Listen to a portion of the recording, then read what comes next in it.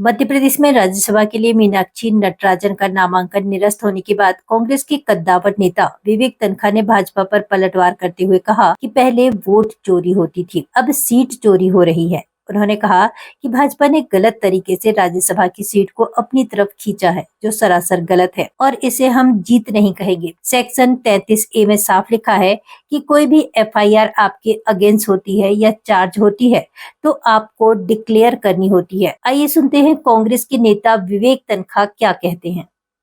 ऐसा है कि पहले वोट चोरी का सिलसिला था, अब सीट चोरी का सिलसिला है। अब सीट चोरी जीत कैसे हो सकती है?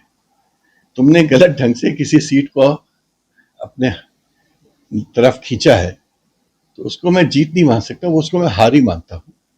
ये तो हारे हुए लोग इस प्रकार का काम करते हैं। जो खुद जीत सकते हैं उनको ये सब करने की जरूरत नहीं पड़ती। मैं थोड़ा बहुत कानून का जानकार हूँ।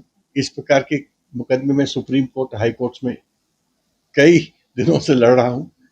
पार्लियामेंट को भी आगाह कर रहा हूँ, सुप्रीम कोर्ट को भी आगाह कर रहा हूँ कि ये जो कानून आपने बनाया है बहुत वेग है, ये आपके डायरेक्शंस पे ये कानून बना है। और प्रॉब्लम ये है कि सेक्शन 33A, जिसमें अगर आपके अगेंस्ट FIR होती है और कोई चार्ज फ्रेम होता है, वो आपको डिक्लेयर करना पड़ता है एसेंशियली। और उसके लिए एक फॉर्म 26 है। वो फॉर्म 26 में स्पेस है, FIR का नाम, केस का नाम, केस का नंबर, कोर्ट का डिटेल्स और चार्ज का फ्रेम हुआ, वो पूरा एक फॉर्म है।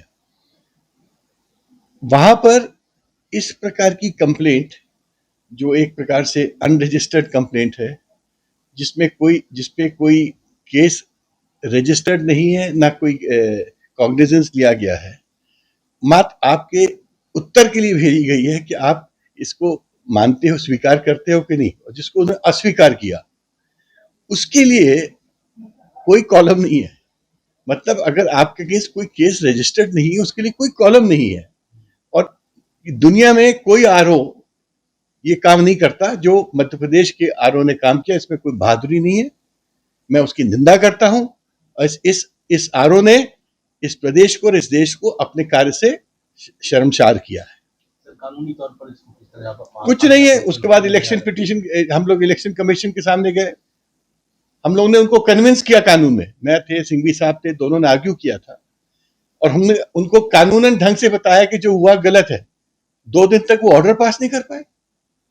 अगर हम इतने गलत थे तो लिख देते वो कि विवेक तन्खा और सिंघवी साहब ने जो बहस किया वो गलत है। हम कोर्ट को दिखाते कि इलेक्शन कमीशन की क्षमता क्या है। एक अक्षर नहीं लिखा। सुप्रीम कोर्ट का दूसरा प्रॉपर पहलू था। सुप्रीम कोर्ट में इस प्रकार के मैटर्स में इंटरफेरेंस नहीं होता है, क्योंकि आर्टिकल 329 में एक प्रोविजन है कि हम इलेक्शन के दरमियान कोई भी चैलेंज हाई कोर्ट में एक्सेप्ट नहीं करेंगे। या आर्टिकल 329 में लिखा है।